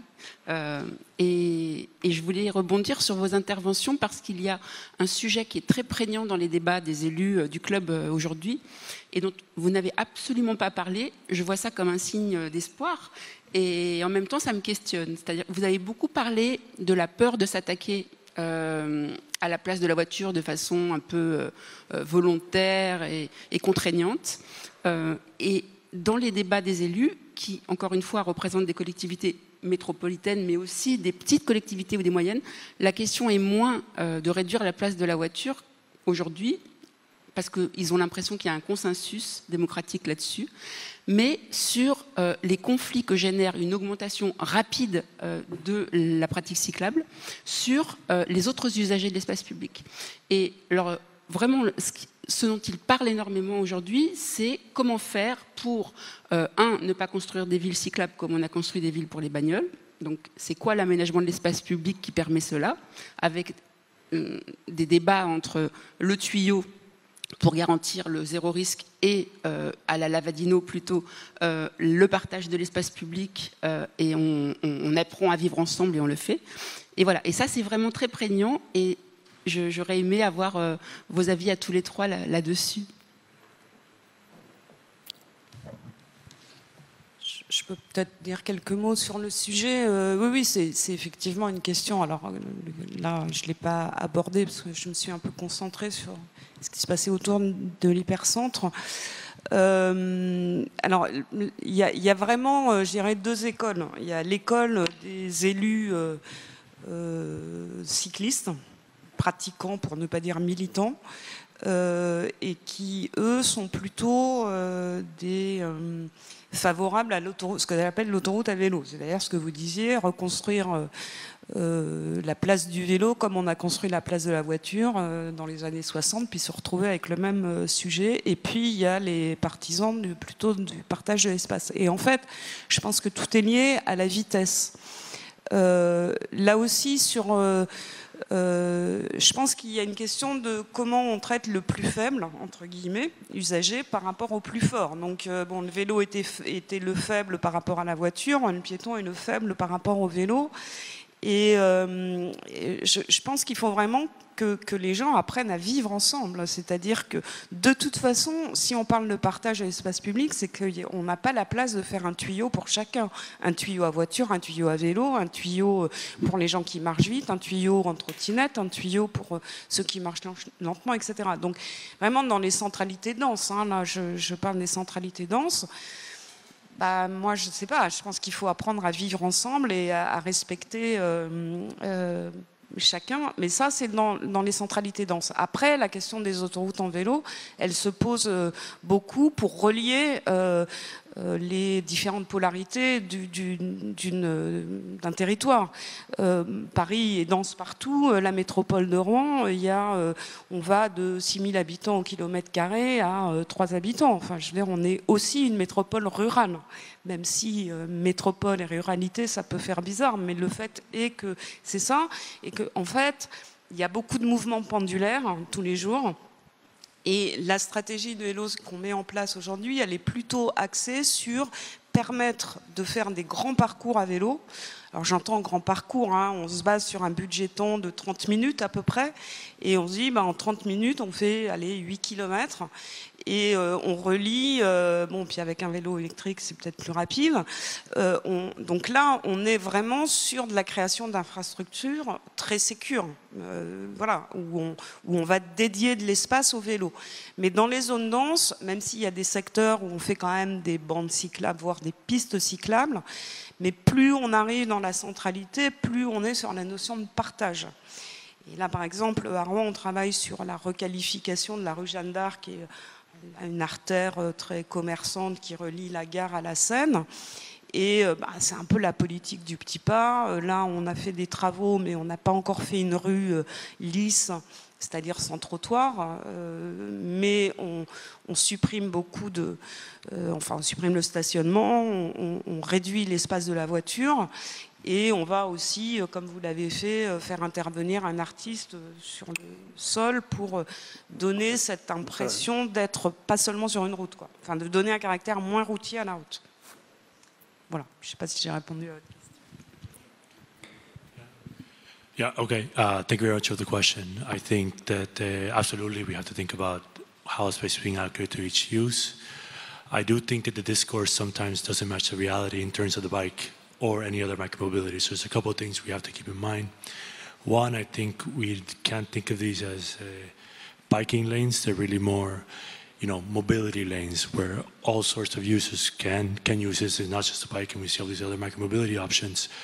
But just because there will be some problems always, so you have to educate your citizens on how to use the bike properly and all these sort of things. But a change from the car to a bike is already a positive change. And if you look at, for example, the statistics of when the injuries or the deaths from a car hitting someone and a bike hitting someone, it's still entirely on the car side. And I think that sometimes this is something that it's really important to bring in data, because when you can talk with numbers, you can get away from these discourses, because all of a sudden you see the bike occupying all this space. And you see, they're causing problems, they're going too fast, they're going on the red light and all sort of thing. But the reality is that it's still the car that causes the most injuries, it's still the car that causes the most deaths in our streets. And we cannot have, as she was saying, we cannot have fully separated lanes everywhere, but you do have to limit the speeds in certain places and be very... You have to think very carefully what you assign to each part. As you were saying, maybe you have certain routes which are for bikes, which are going to go through, and then you get into the center, and then you have to join the space. And I think this is something we have to live with. We have to be careful with this. We have to educate our citizens on how to bike safely in cities, especially places like Paris, where they're really encouraging the electric bike. And you have a lot of people who may not have biked for a long time, and sometimes they go too fast. In the Netherlands, for example, it's still a small number, but the most growing number of injuries are older males in electric bikes who are cycling. So we do have to educate these things, but I think we have to keep in mind that this is still a positive change, and that really these, conflicts between the bikes and other are much less than the conflicts that we have with the car in our cities today. Thank you. Thank you.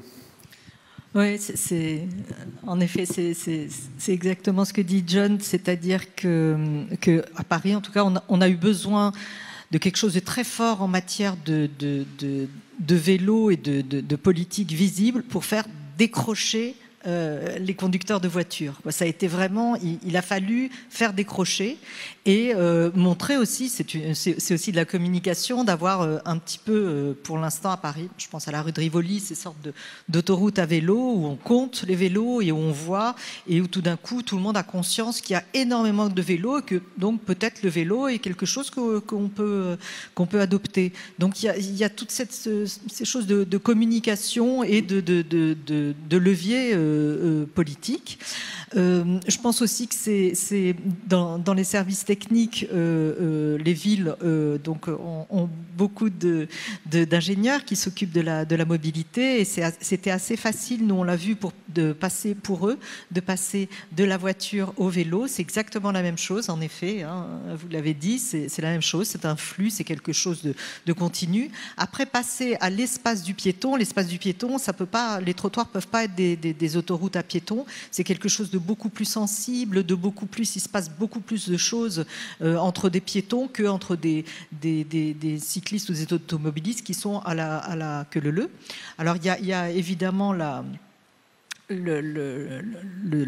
l'histoire du code de la rue, hein, c'est vraiment l'arlésienne. Je pense que toutes les villes essayent de mettre en place le code de la rue pour apprendre en effet qu'il y a une hiérarchie et qu'il y a la voiture, le cycliste, le piéton et la personne en fauteuil, et en effet jusqu'au plus fragile. Moi je pense qu'il y a un problème de temporalité, et hier Lors d'un débat à la Fondation Palladio, Emmanuel Grégoire en parlait. Souvent, ce ne sont pas les villes qui arrivent à faire les choses et qui sont à la manœuvre, c'est finalement on n'arrive pas à faire les choses dans le bon sens. C'est évident que nous, on aurait dû tout de suite, au moment où on aménageait les pistes cyclables, faire attention à ce qu'il n'y ait pas d'interaction. Mais en fait, nous n'y arrivons pas. Et je pense qu'il y aura, en effet, comme vous le disiez, avec la multiplication des pistes vélo, peut-être des conflits qui vont se gérer par les personnes plutôt que via les villes. Merci. On va prendre une autre question. Je vois Isabelle Barraud-Serfati, par exemple. Bonjour. Donc, je suis Isabelle Barraud-Serfati. Moi, je suis consultante en économie urbaine. Donc, merci d'abord pour tous ces débats qui sont passionnants. Alors, j'avais 3 questions. La première question, je ne sais pas si ça vous entendez. La première question, elle s'adresse à John. Au-delà des indicateurs, en fait, qui, selon vous, seront les opérateurs du curb management? C'est-à-dire, qui va prendre en charge, effectivement, l'appariement entre une offre de trottoir et un besoin de trottoir, ce qu'on voit avec les pratiques de curb management aux États-Unis et au Canada. Est-ce que ce seront des opérateurs privés de type Cord, filiale de Google, ou est-ce que ce seront des collectivités locales qui pourront le faire? Et plus largement, ça pose la question de comment les collectivités locales maîtrisent justement toute cette couche informationnelle. Ça, c'était la première question. Peut-être qu'on le laisse répondre, peut-être plus facile. Sorry, so if I understood correctly, you're asking about how you're going to manage the space or the shared mobility options, or just space for the sidewalks and like these. C'est vraiment l'allocation de l'espace de manière dynamique. Okay, the dynamic. Yeah. I think that at the end of the day, with anything that we have for public, you should have oversight from the public government because it is a public good at the end of the day. Whether this dynamic space should be managed by a private company that's outsourced or not is not something that we looked at.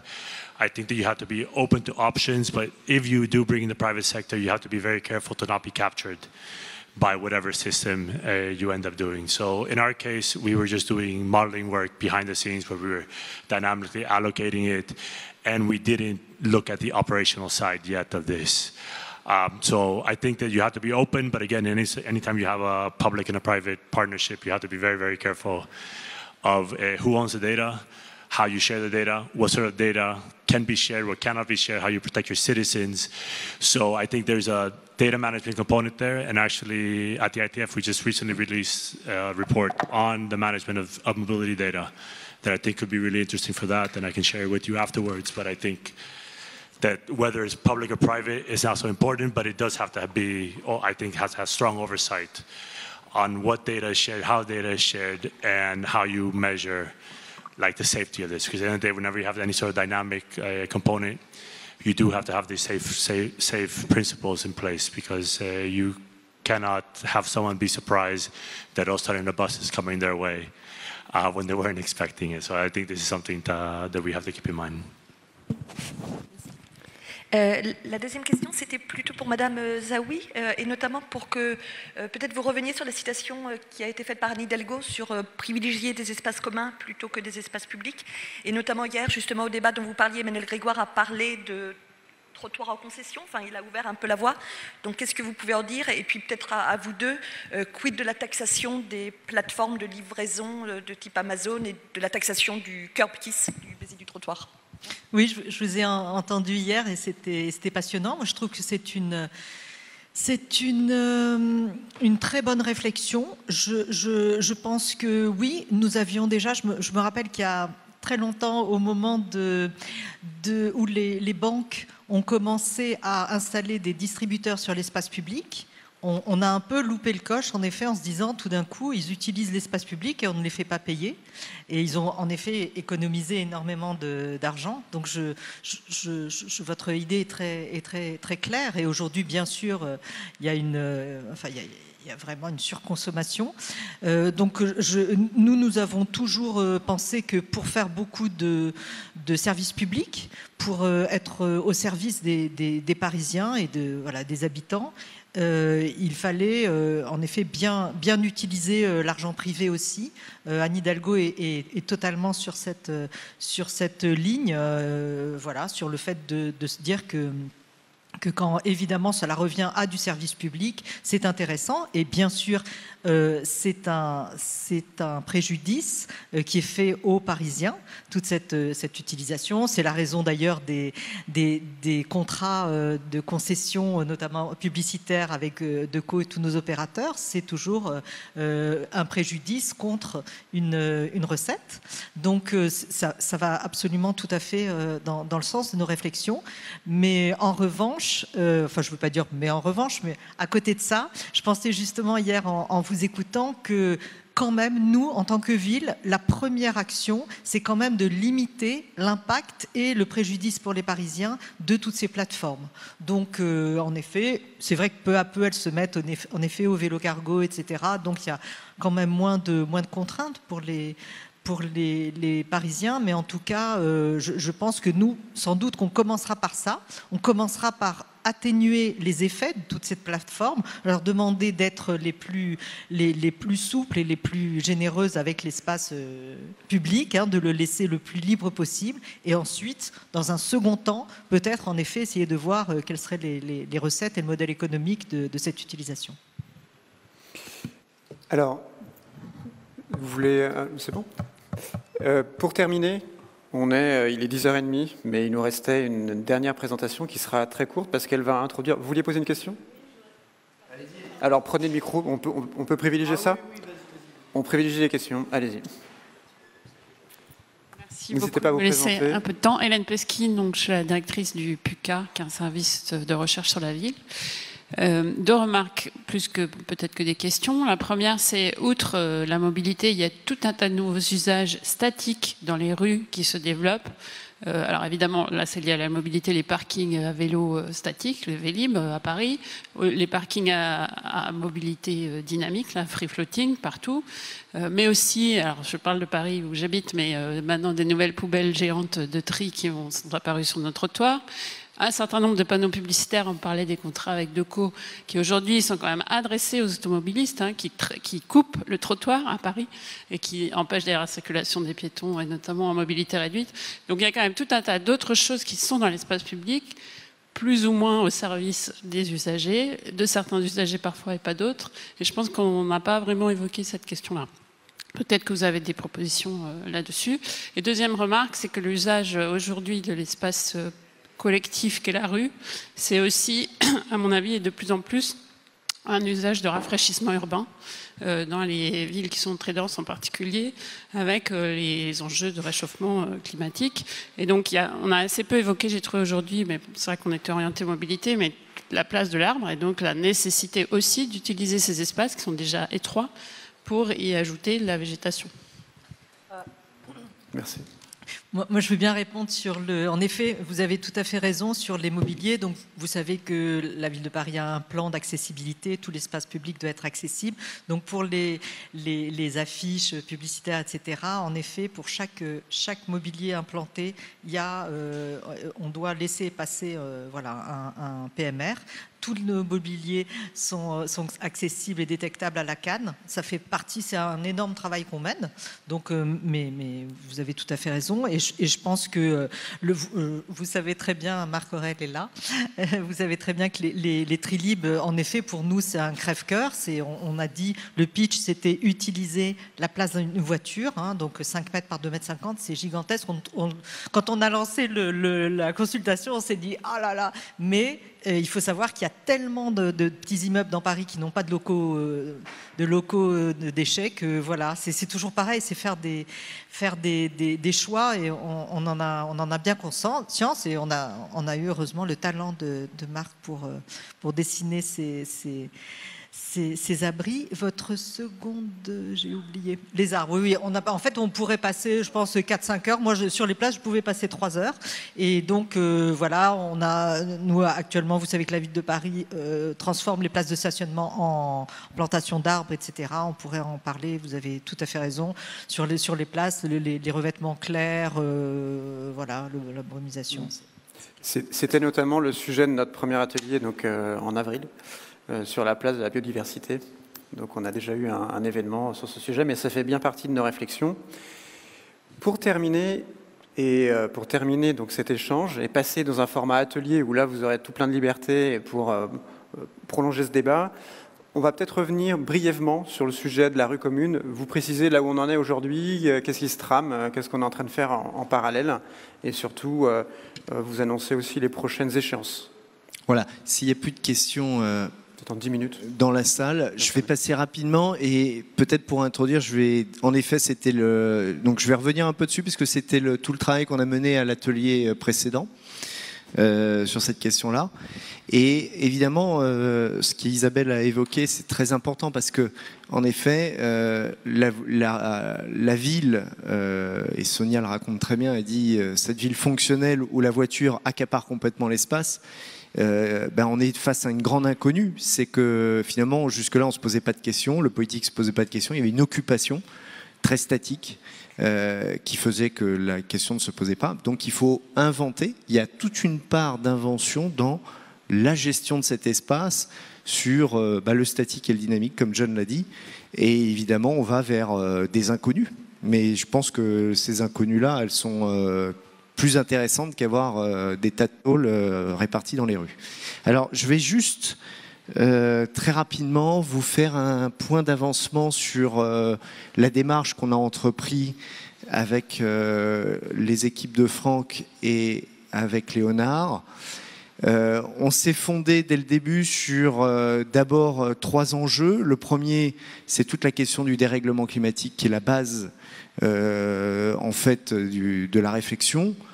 Des risques qui apparaissent, les fortes chaleurs, un besoin vital de fraîcheur, ça c'est très clairement le point de départ de notre discussion, et qui amène à faire la ville post-carbone.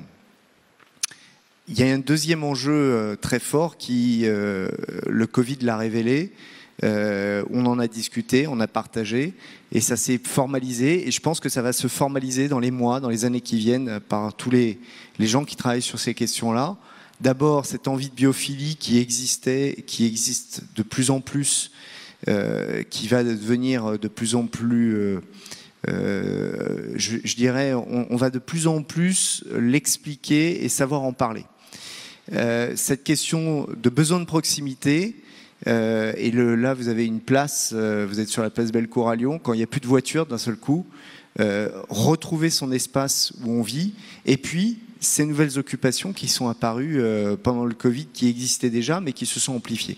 Et donc là, se pose de suite un vrai sujet. Cet espace, Anne Hidalgo dit, c'est pas un espace public, c'est un espace commun. Et on voit bien qu'il y a un basculement de se dire, ce lieu, qu'est-ce qu'on en fait, qu'est-ce que ça veut dire habiter en ville, et comment on le vit ensemble. Et puis, la troisième question, c'est... besoin de retrouver de la place, saturation des villes par la voiture, mais comment on inclut nouvelles formes de mobilité et comment on leur donne une nouvelle place. Et ça renvoie à la question tout à l'heure sur le vélo. En fait, c'est pas que le vélo, c'est qu'on voit un panel de nouvelles mobilités qui apparaissent. Et John l'a très bien dit, c'est la question n'est pas le mode de déplacement, mais la vitesse. La vitesse pour combiner en fait des dispositifs des dispositifs de déplacement, quel que soit et quel que soit l'espace, peuvent coexister avec en effet cette logique que le plus faible doit d'abord être privilégié. Et donc c'est bien cette ville post-voiture qu'il faut inventer avec toutes ces nouvelles mobilités. En effet, la question de la voiture n'est pas encore derrière nous, mais c'est surtout déjà réfléchir à ces nouvelles mobilités. Alors, très rapidement, où est-ce qu'on en est? Donc, on a fait tout un travail d'abord d'analyse, de diagnostic un peu prospective, en prenant toutes les métropoles qui sont sur le territoire métropolitain français, d'abord pour analyser, comprendre comment on pouvait sélectionner et rendre, finalement, comprendre l'éligibilité, le niveau d'éligibilité de la rue commune. Donc là, j'ai 4 exemples. Donc on a travaillé avec les bases SIG et les open data qu'offrent toutes les métropoles. Donc là, on a 4 exemples, Marseille, Lille, Lyon, Bordeaux. Ben, on les a un peu toutes scannées. Ce qui apparaît à l'écran, c'est le tissu urbain qui est éligible à sa transformation vers une rue commune. C'est-à-dire éligible dans le sens où la densité ne nécessite plus de pouvoir démotoriser et de pouvoir supprimer le stationnement statique dans l'espace de la rue, et dans un espace aussi qui est en proximité du réseau de transport en commun. Donc c'est un espace urbain qui est inclus dans le réseau de transport en commun avec une possibilité multidirectionnelle de se déplacer. Et la troisième chose, c'est qu'on est aussi dans une situation urbaine qui offre un réseau de rues. Donc c'est pour ça que toute la sélection fait que le réseau permet aux rues communes qui sont présélectionnées de pouvoir se déployer dans tous les sens et dans toutes les orientations du quartier dans lequel elle se situe.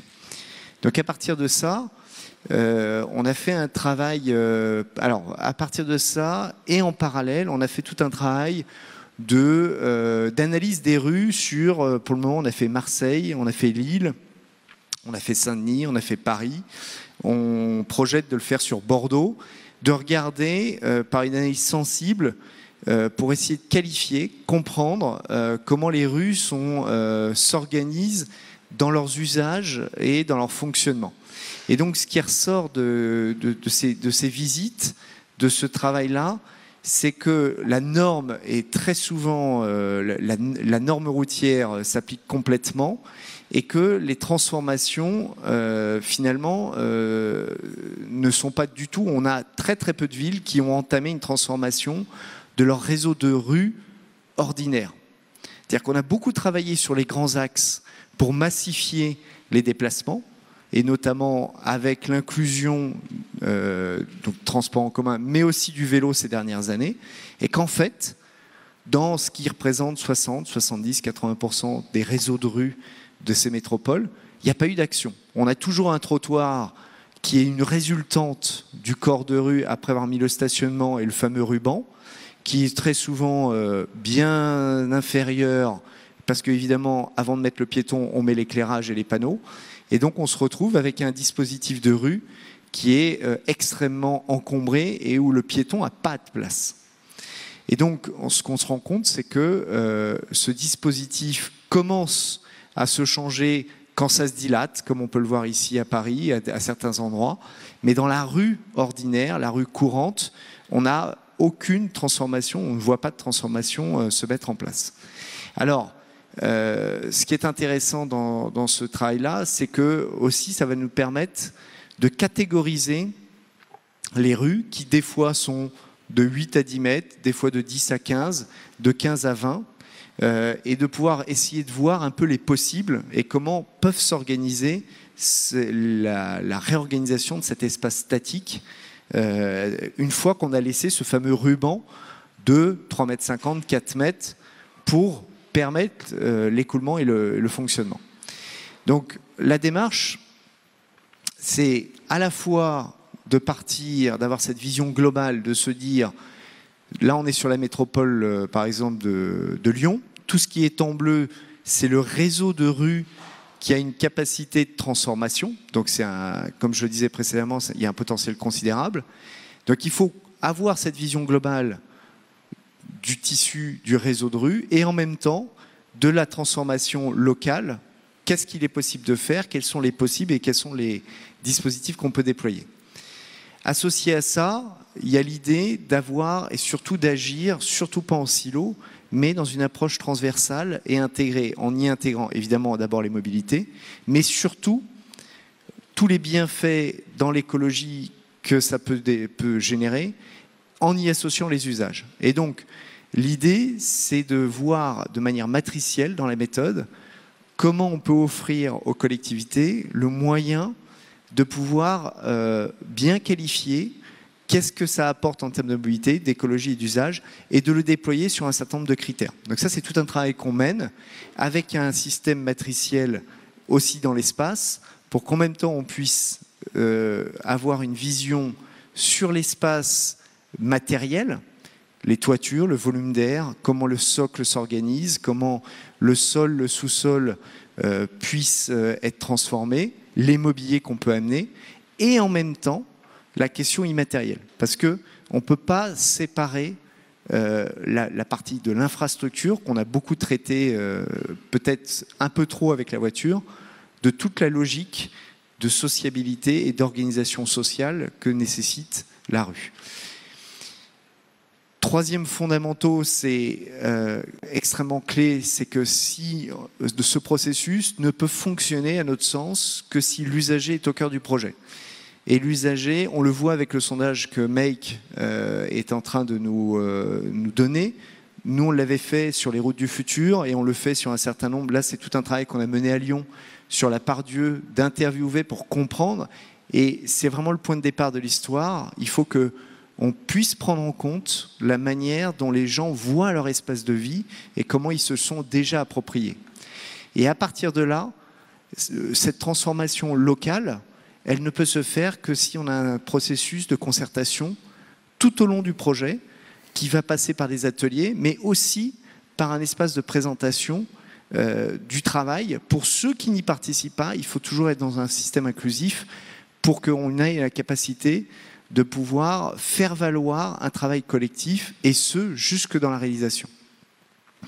Cette transformation dans la méthodologie, on la voit aussi de manière progressive, et ça on y tient. C'est pas quelque chose qui se décrète, c'est quelque chose qui se teste, qui s'expérimente.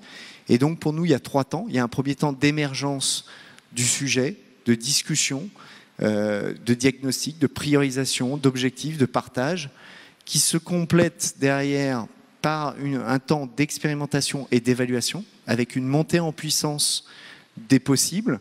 Et là encore, ne surtout pas tomber dans une situation où on fige les choses pour après partir dans un déploiement.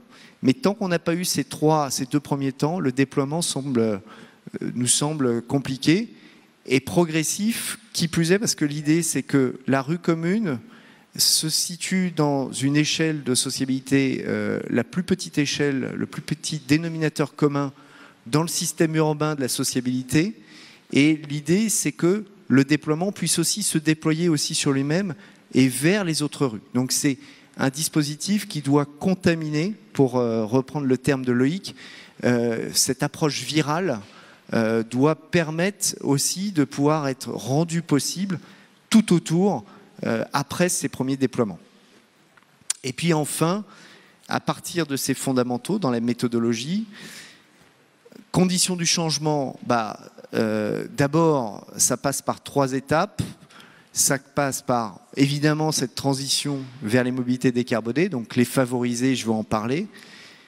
Transformer le sol, le qualifier, mais aussi déterminer, et dans cette qualification et de cette détermination, la manière dont il va être géré. Ça va être l'objet de notre atelier qui vient, pour permettre de libérer des usages, une nouvelle appropriation, avec des habitants et des non-habitants. Là aussi, un travers de la rue, c'est qu'aujourd'hui, c'est des espaces qui sont ordinaires, mais qui ne sont pas appropriés.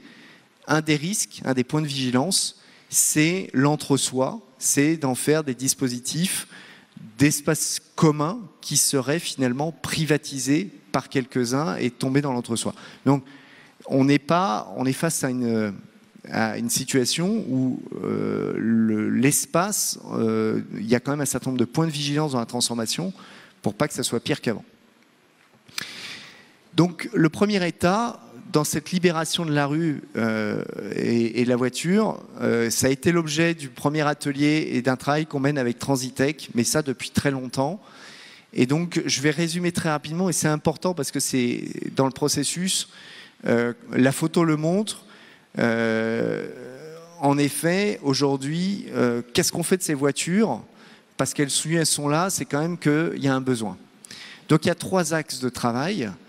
D'abord, c'est d'offrir une matrice, de comprendre dans ces dispositifs statiques quelle est l'occupation et la manière dont l'occupation se fait au rythme de la journée et des besoins, avec l'objectif d'abord, de mutualiser les espaces de stationnement dans le privé, dans l'espace privé.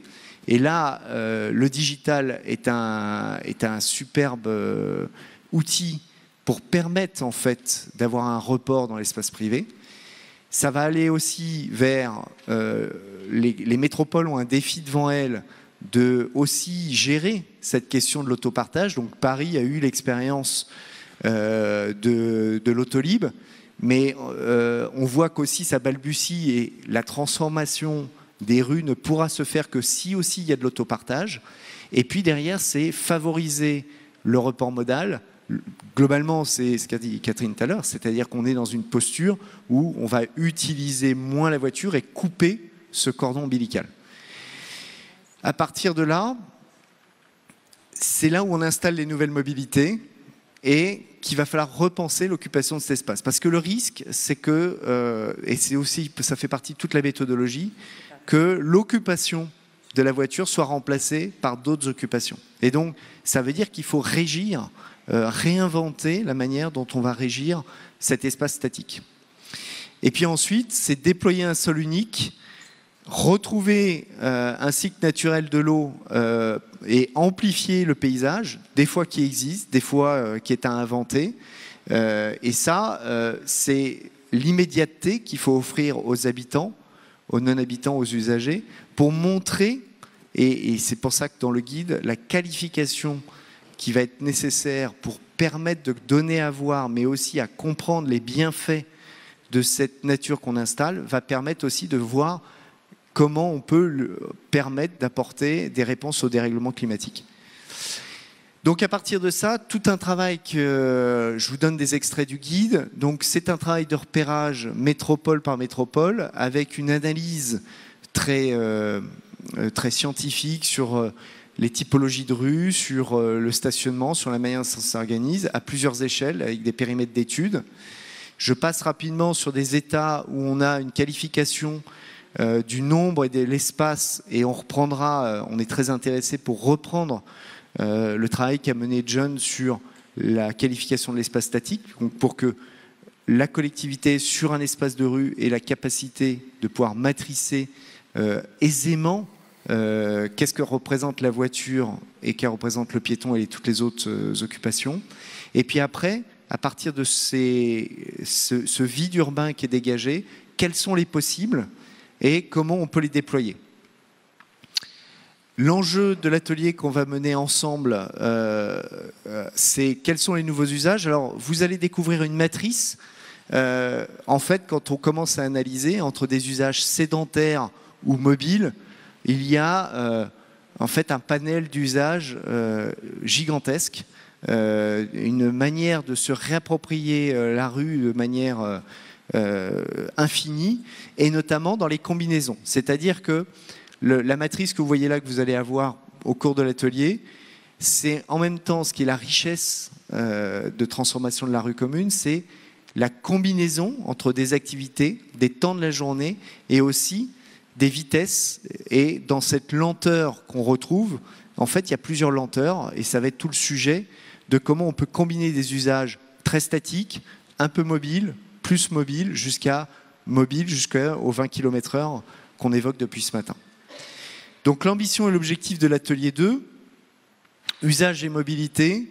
D'abord, on va vous présenter, on aura 3 tables. On vous a fait on a sorti en fait des exemples, et c'est vraiment à titre d'exemple sur Marseille, Saint-Denis et Lille, 3 métropoles et 3 situations métropolitaines assez courantes, avec derrière une capacité que vous pouvez avoir avec les éléments qu'on vous donne de vous saisir du caractère et de l'ambiance et le génie du lieu, c'est-à-dire chaque rue en fait, malgré la présence de voitures, il y a derrière toujours une histoire, une façon de la pratiquer, des gens qui habitent là et un caractère. Les étudiants d'Audencia nous disaient il y a des rues qui sont des rues rapides, ce qu'on appelle les rues sangliers. Il y a des rues qui sont des rues marmottes, où on sent des rues beaucoup plus... qui ont dans leur ADN quelque chose de très calme, et ce sentiment aussi d'espace, de silence dans la ville. Et puis une déclinaison des rues, ils appelaient les perroquets, pittoresques. Et c'était intéressant parce que les étudiants ont tout de suite attaqué le sujet par « mais la rue, quel est son caractère intrinsèque et comment derrière on peut la qualifier ?» Donc je pense que ça, c'est peut-être la première chose, c'est de se dire où est-ce qu'on est. Il y a des gens qui habitent, il y a des gens qui travaillent, il y a des gens qui passent, se saisir de ce caractère. Le deuxième, c'est qu'une fois qu'on a libéré l'espace, comment on met en œuvre un espace qui va être capable, surtout pas déterminé, qui reste indéterminé et surtout évolutif, pour finalement le tester, l'expérimenter et l'ouvrir vers de nouvelles occupations. Ça permet derrière, et ça va être l'une des questions et des débats dans les ateliers, comment on fait émerger ces nouvelles pratiques. Le comment est plus intéressant que le quoi, et c'est ça qu'on va débattre. Et puis, évidemment, ce qui nous intéresse, c'est de partager avec vous la méthodologie, en combinant les possibles, en combinant la manière dont les choses s'arrangent et peuvent, de manière très, selon les temps urbains et selon des nouvelles permissions, un nouveau code de la rue, se structurer et être portés surtout par ceux qui vont les mener, qui sont les usagers. Voilà, donc je vous propose de se retrouver en atelier pour continuer à débattre. Merci.